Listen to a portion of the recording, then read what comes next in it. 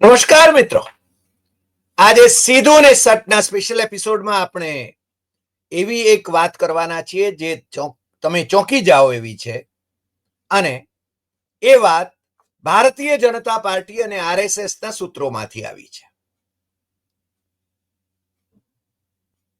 વર્ષ 2025-26 નું બજેટ નાણામંત્રી નિર્મલા સીતારમણે રજૂ કર્યું અને એ બજેટને લગભગ કટપેસ્ટ જેવું બજેટ કહેવાનું બધાએ પસંદ કર્યું. આમ તો બહુ ગાજવીજ થઈ કે આ તો છે ને મધ્યમ વર્ગને માટે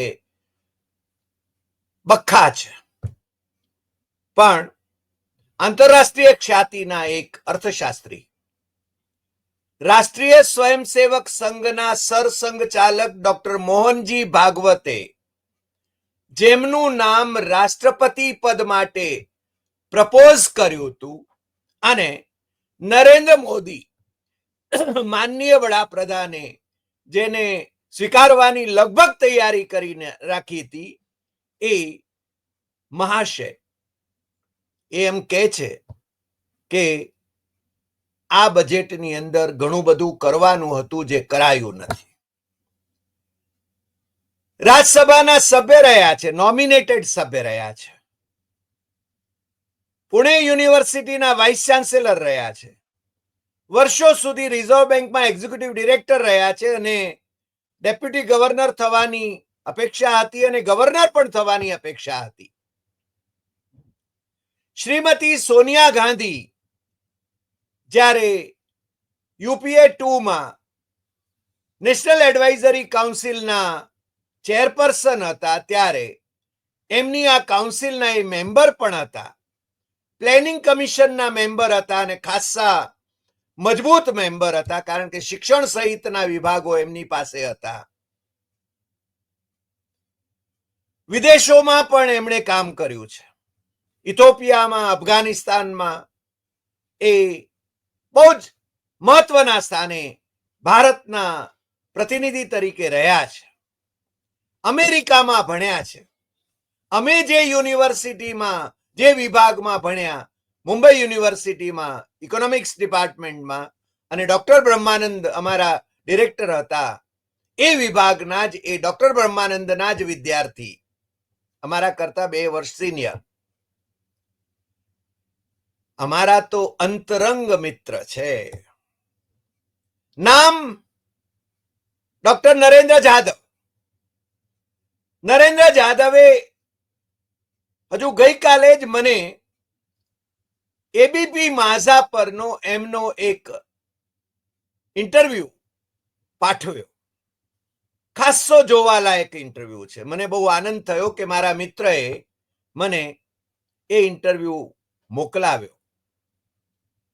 જે માણસને કોંગ્રેસે યુપીએ 2માં નાણામંત્રી થવા માટેનું ઇન્વિટેશન આપ્યું હતું, જે માણસને એ પુણે યુનિવર્સિટીના વાઇસ ચાન્સેલર હતા ત્યારે પ્રકાશ જાવડેકર નરેન્દ્ર મોદીની સરકારમાં પર્યાવરણ મંત્રી અને ભાજપના નેતા, એ વીસીની ઓફિસમાં જઈને પુણેમાંથી ચૂંટણી લડવા માટે, ભારતીય જનતા પાર્ટીની ટિકિટ ઉપર ચૂંટણી લડવા માટે આગ્રહ કરી રહ્યા હતા અને છતાં એમણે એ નકારી દીધું હતું, કારણ કે એમના પત્ની એ વસુધા એ રાજકારણમાં આવે એવું ઈચ્છતા નહોતા. પછી જ્યારે એને ધીરે ધીરે રાજકારણમાં આવવાની ચળ ઉપડી ત્યારે એણે લોકસભાની ચૂંટણી લડવી હતી, પણ એ પણ શક્ય ન બન્યું. એ રાજ્યસભામાં નોમિનેટેડ મેમ્બર થયા. અમિત શાહ નરેન્દ્ર મોદીના ખાસમ ખાસ, અને એ વખતે હું માનું છું ત્યાં સુધી એ રાષ્ટ્રીય અધ્યક્ષ હશે, ત્યારે એમને રાજ્યસભાની ટિકિટ ઓફર કરતાની સાથે સાથે ભારતીય જનતા પાર્ટીમાં જોડાવાની વાત કરી. પરંતુ નરેન્દ્રએ ભારતીય જનતા પાર્ટીમાં જોડાવાનો સાફ ઇનકાર કર્યો. એમણે એમ કહ્યું કે હું ભારતીય જનતા પાર્ટીમાં જોડાઉં ત્યારે એક અર્થશાસ્ત્રી તરીકે, પ્રોફેશનલ ઇકોનોમિસ્ટ તરીકે હું ભારતીય જનતા પાર્ટીના વિચારો રજૂ કરી રહ્યો છું એવું લાગે, અથવા તો ભારતીય જનતા પાર્ટીથી પ્રેરિત છું એવું લાગે, એના કરતા હું ઇન્ડિપેન્ડન્ટલી તમારા વિચારો રજૂ કરી શકું એ વધારે મહત્વનું છે. નરેન્દ્ર સાથેનો અમારો સંબંધ 92 થી છે. આમચા બાપા નામી એ જ્યારે એમણે લખી ત્યારે મેં એ વખતે જન્મભૂમિમાં એના વિશે લીડર પેજ ઉપર એક સમીક્ષા લખી હતી અને આવકાર્યું હતું એ પુસ્તકને. કારણ કે એક બેગારીનો દીકરો એ આટલા મોટા હોદ્દા ઉપર રિઝર્વ બેંકના એક્ઝિક્યુટિવ ડિરેક્ટર પદે જઈ શકે છે એનો એક આનંદ હતો. એની સંઘર્ષ ગાથા હતી આમચા બાપ આ નામી. અને પછી તો અમારા એક મિત્ર એમણે ગુજરાતીમાં એનો અનુવાદ કરવો હતો અને નરેન્દ્ર એની મંજૂરી આપે એટલા માટે એમણે મને સંપર્ક કર્યો હતો અને મેં નરેન્દ્રને કહ્યું હતું. એટલે અમારા બાપ અને અમે એ ગુજરાતીમાં એનું અવતરણ થયું. લાખોની નકલો નરેન્દ્રના પુસ્તકોની દુનિયાભરની ભાષાઓમાં પ્રકાશિત થઈ છે. આવું એક મહાન વ્યક્તિત્વ એણે જે ધડાકો કર્યો છે, હવે તો એ રાજકારણમાં છે નહીં એમ આપણે માની લઈએ, પરંતુ રાષ્ટ્રીય સ્વયંસેવક સંઘ સાથેનું એમનું સંવનન એટલું ગાઢ કદાચ પુણેના વાઇસ ચાન્સેલર તરીકે એ હતા ત્યારે થયું. અને પુણે તમને ખબર છે કે જ્યાં દલિતોને મોઢાની નીચે કુલડી થૂકે તો અભડાઈ જવાય એવા સંજોગો હતા અને પાછળ સાવરણો બાંધવાની પેશવાઈ હતી. એ પેશવાઈમાં એણે વાઇસ ચાન્સેલર પદ સ્વીકાર્યું હતું. અમે એકાદ વખત એના વાઇસ ચાન્સેલર પદ દરમિયાન પુણેની મુલાકાત પણ લીધી હતી. પણ નરેન્દ્રનું ટ્રાન્સફોર્મેશન એ ડોક્ટર મનમોહન સિંહના લોયલિસ્ટ તરીકે, કારણ કે રિઝર્વ બેંકમાં કામ કરતા કરતા મનમોહન સિંહની સાથે પણ સંપર્કમાં એ ખૂબ ગાઢ રીતે આવ્યા અને પછી સોનિયા ગાંધીના સંપર્કમાં આવ્યા અને પછી સોનિયાની પાસે એ જ્યારે ટિકિટ માંગવા ગયા ત્યારે એમણે રાહુલ પાસે જવાનું કહ્યું હતું. ત્યારે નરેન્દ્રએ રાહુલ પાસે જવાનો સાફ ઇનકાર કર્યો હતો એ વખતે, કારણ કે એની સાથે એનું ટ્યુનિંગ નહોતું. એનું કોઈ એકાદ બે વખત મળ્યા હતા પણ એમ કે એ કઈ બોન્ડિંગ એવું હતું નહીં જેવું મનમોહન સિંહ સાથે હતું. અન્યથા એ કોંગ્રેસની ટિકિટ ઉપર એ ચૂંટણી લડી શક્યા હોત. પણ નરેન્દ્ર મોદીને તો ઉધારીના જ નેતાઓથી શાસન કરવાનું ફાવે છે. એટલે આવી તેજસ્વી પ્રતિભાઓને એ કોંગ્રેસમાં હોય કે બીજે ક્યાંય હોય, ગઈકાલે મોદીને ગાળો દીધી હોય તો પણ એ પોતાની પાર્ટીમાં લઈ લીધા પછી પોતાના ઈશારે નચાવવાની એને ફાવટ છે. અને મને લાગે છે કે આ એનું જે શાસન ચાલે છે એમાં હિમંતા બિસ્વા શર્મા જેવા ભ્રષ્ટ, ભારતીય જનતા પાર્ટીએ જેને ભ્રષ્ટતમ નેતા ગણાવ્યા હતા એવા લોકોને પણ એમણે લઈને મુખ્યમંત્રી બનાવ્યા છે. એટલું જ નહીં, ઈશાન ભારતમાં તો ચારે જે ભાજપી મુખ્યમંત્રીઓ છે એ કોંગ્રેસી ગોત્રના છે. બાકી બધે પણ તમે જાણો છો ફાટફાટ થઈ રહ્યું છે કોંગ્રેસી ગોત્ર. પણ નરેન્દ્રએ પોતાનું વ્યક્તિત્વ જાળવી રાખ્યું છે. સરસંઘ ચાલક ડોક્ટર ભાગવતે એમનું નામ એ રાષ્ટ્રપતિ પદ માટે પ્રપોઝ કર્યું હતું. નરેન્દ્ર મોદીએ ગંભીરતાથી લીધું હતું. પણ નરેન્દ્ર મોદીએ મહારાષ્ટ્રના એક એમના નિષ્ઠાવંતને પૂછ્યું કે આ માણસ કેવો, તો એને જે જવાબ આપ્યો એને કારણે નરેન્દ્રનું રાષ્ટ્રપતિ બનવાનું સ્વપ્ન અથવા તો જે તક આવી હતી એ તક અધૂરી રહી ગઈ ને રામનાથ કોવિંદને રાષ્ટ્રપતિ બનાવવામાં આવ્યા. પેલી વ્યક્તિએ એમ કહ્યું કે આ માણસ તો બહુ સારો. અમે નરેન્દ્રને વલ્લભ વિદ્યાનગર, અમે જયારે ચારુતર વિદ્યામંડળમાં ડિરેક્ટર હતા સરદાર પટેલ રિસર્ચ ઇન્સ્ટિટ્યૂટના, ત્યારે પણ અમે એમને તેડાવ્યા હતા. અને એ વખતે ડોક્ટર CL પટેલનો દબદબો હતો. આવા આયોજનો એ જરૂર સમયાંતરે કરતા હતા અને અમને મજા પણ આવતી હતી. તો નરેન્દ્ર મોદીને જે જવાબ આપ્યો મહારાષ્ટ્રના નેતાએ, એને કારણે નરેન્દ્ર મોદીએ નરેન્દ્ર જાધવને, એક દલિત બેગારીના દીકરામાંથી વિશ્વ પ્રતિભા તરીકે ઉપસેલી વ્યક્તિને અને ડોક્ટર બાબા સાહેબ આંબેડકરને વિશે જે માણસે ગહન અભ્યાસ કર્યો છે, અનેક પ્રકાશનો કર્યા છે અને અધિકૃત પ્રકાશનો ગણાય છે. મને હજુ નરેન્દ્રની સાથે એ વાત થઈ નથી કે એનું ટ્રાન્સફોર્મેશન એ મનમોહન સિંહના લોયલિસ્ટમાંથી, કોંગ્રેસના લોયલિસ્ટમાંથી એ ટ્રાન્સફોર્મેશન આરએસએસ ના લોયલિસ્ટ તરીકે કઈ રીતે થયું એ હજુ મારી એમની સાથે ફર્સ્ટ હેન્ડ વાત નથી થઈ. પણ આ એબીપી માઝા પરના ઇન્ટરવ્યુમાં એણે બહુ સ્પષ્ટપણે કહ્યું કે નરેન્દ્ર મોદીને પેલા મહારાષ્ટ્રના એમના વિશ્વાસુ નેતાએ એમ કહ્યું કે આ માણસ તો બહુ સારો છે, પણ એ કોઈનું સાંભળે એવો નથી, સ્વતંત્ર નિર્ણયો કરનારો છે. અને નરેન્દ્ર કહે છે કે રાષ્ટ્રપતિ પદે એમને તો કેવા માણસો જોઈએ એ તમે બધા સમજી શકો છો. અને છેલ્લે પછી પૂછવામાં પણ આવે છે એને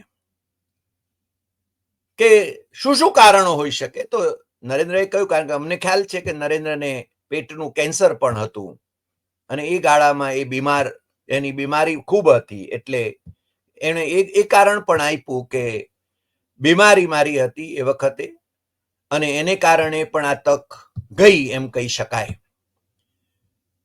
ઇન્ટરવ્યુઅર પૂછે છે કે હવે ધારો કે તમને જે ઓફરો થઈ હતી એ કઈ કઈ હતી, તો એમ કે જે રાષ્ટ્રપતિ પદની એક વાત હતી, ફાઇનાન્સ મિનિસ્ટરની વાત હતી, રમેશ જે જયરામ રમેશ એને તો જાહેર સમારંભમાં કોંગ્રેસના કોઈ જાહેર એટલે એમના પુસ્તકોનું લોકાર્પણ મનમોહન સિંહને ત્યાં થતું હતું ત્યારે જાહેરમાં કહેલું ને એની કેસેટ પણ છે કે કોંગ્રેસ તો ક્યારની એમને છે ને નાણામંત્રી બનાવવા માંગે છે પણ એ હજુ માનતા નથી. પણ યુપીએ 2 ની વાત છે. પણ નાણામંત્રી, રાષ્ટ્રપતિ અને ગવર્નરની પણ ક્યારેક ઓફર આવી હતી. પણ આ બધી ઓફરોમાંથી આજે ધારો કે તમને કોઈક, મને લાગે છે કોઈક પેનલિસ્ટે કોઈકે પૂછ્યું કે તમને ધારો કે તક મળે તો તમે કઈ પસંદગી ઉતારો, કઈ બાબત ઉપર પસંદગી ઉતારો, તો એ કહે છે કે હું ફાઇનાન્સ મિનિસ્ટર ઓફ ઇન્ડિયા થવાનું પસંદ કરું, જ્યાં હું કંઈક કરી શકું. કારણ કે રાષ્ટ્રપતિ એ તો જાજુ કરી શકે એમ હોતા નથી, કારણ કે એમણે કાઉન્સિલ ઓફ મિનિસ્ટર્સ થકી જ જે નિર્દેશો આવે એ પ્રમાણે ચાલવાનું હોય છે અને ગવર્નરે પણ જે રીતે કામ કરવાનું હોય છે એ બધા જાણે છે. એટલે નરેન્દ્ર જાધવ અત્યારે તો મુંબઈમાં એ અને વસુ એ સ્થાયી થઈ ગયા છે, દિલ્હીથી આવી ગયા પાછા, એમ એણે મને લખ્યું છે, અને મુંબઈમાં સ્થાયી છે. ગુજરાતના એ વેવાઈ છે, એમની દીકરી એક ગુજરાતીને પરણાવેલી છે, પરીખ કરીને એ પરિવાર છે, વિદેશમાં વસે છે અને એમના સંતાનો વિદેશમાં છે. પણ આજે પણ એની પોતાની કીર્તિ, પોતાનું લેખન, પોતાનું સ્વાભિમાન એ છે ને અકબંધ રાખીને એ ચાલે છે. અને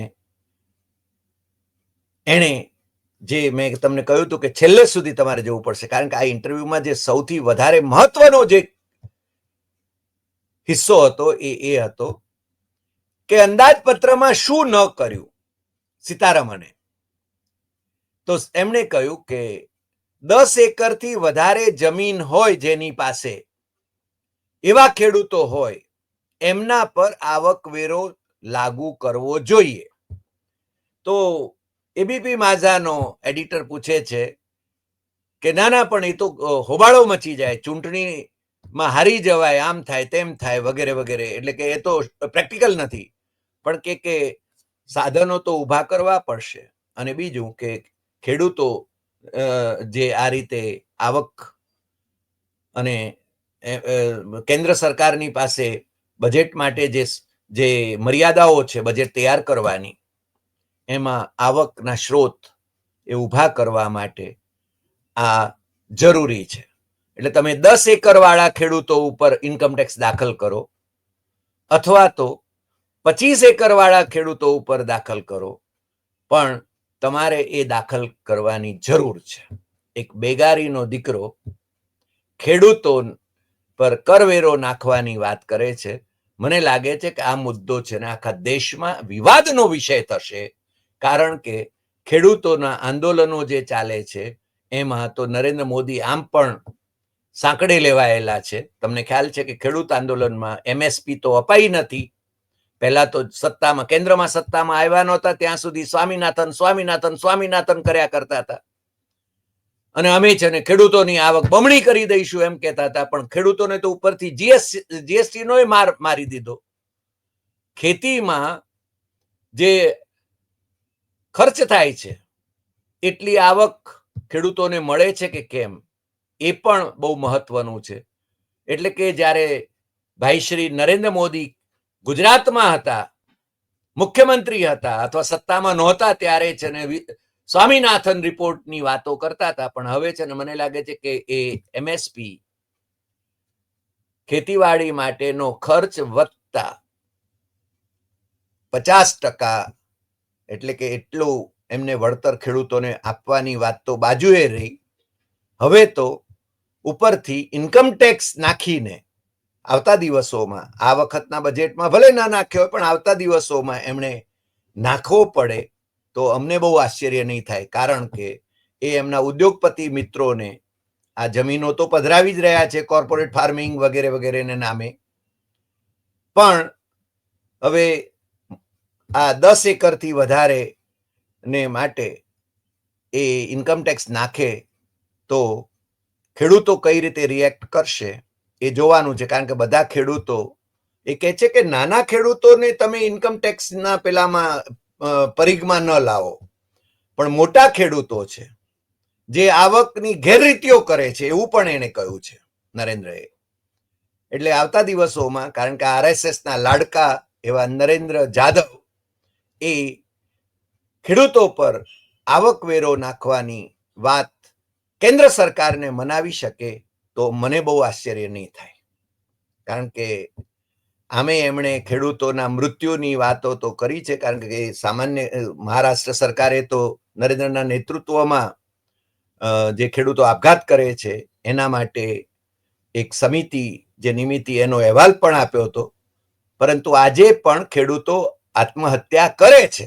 નરેન્દ્ર મોદીએ વિદર્ભમાં જઈને બહુ જ હોબાળો મચાવ્યો હતો જ્યારે એ વડાપ્રધાન નહોતા ત્યારે, ખેડૂતોની આત્મહત્યાના મુદ્દે, કારણ કે કોંગ્રેસને ઘેરવી હતી. પણ હવે ભારતીય જનતા પાર્ટી બધી જ જગ્યાએ સત્તામાં છે ત્યારે પણ ખેડૂતો આપઘાત કરે છે. મને લાગે છે કે ખેડૂતો ઉપર આ રીતે 10 એકરથી વધારે જમીન ધરાવતા ખેડૂતો ઉપર એ ઇન્કમટેક્સ દાખલ કરવો જોઈએ કે કેમ, એના વિશે તમારો શું મત છે અને ખેડૂત આગેવાનોનો શું મત છે એ જાણવા માટે હું ખૂબ ઉત્સુક છું. આજે આટલી વાત. ફરી મળીશું નવા એપિસોડમાં નવા વિષય સાથે. નમસ્કાર.